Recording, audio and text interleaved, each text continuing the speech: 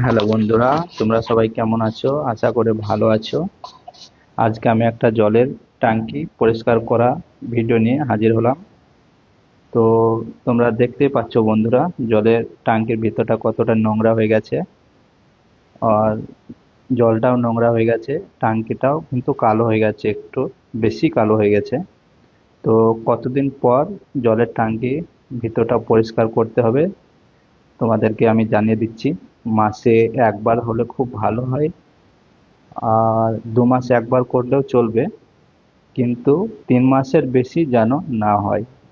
3 মাসের বেশি যদি হয়ে যায় তখন কিন্তু জলটা নোংরা হতে শুরু করে এবং জলের ট্যাঙ্কির ভিতরটাও কালো হতে শুরু করে।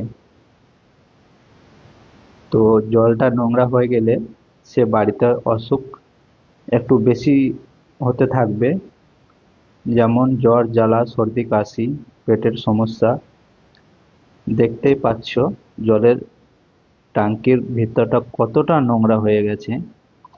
তো প্রত্যেকটা সকল বন্ধুদিকে বলছি, ট্যাঙ্কির ছাদটাও পরিষ্কার করে নেবে। দেখছো ছোট ছোট গাছ হয়ে গেছে, গাছগুলো পরিষ্কার করে নেবে। জলের ট্যাঙ্কিটাও দেখো, ছেলেটা কত কষ্ট করে অনেক দিন পরিষ্কার করেনি বলে এতটা কালো হয়ে গেছে।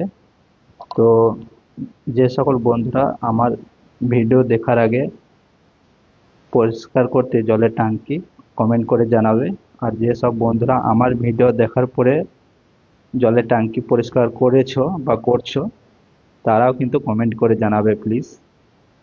তো আমার এই ভিডিওটা যদি একটু ভালো লেগে থাকে তো বেশি বেশি করে শেয়ার করে আর কমেন্ট করো আর লাইক করো।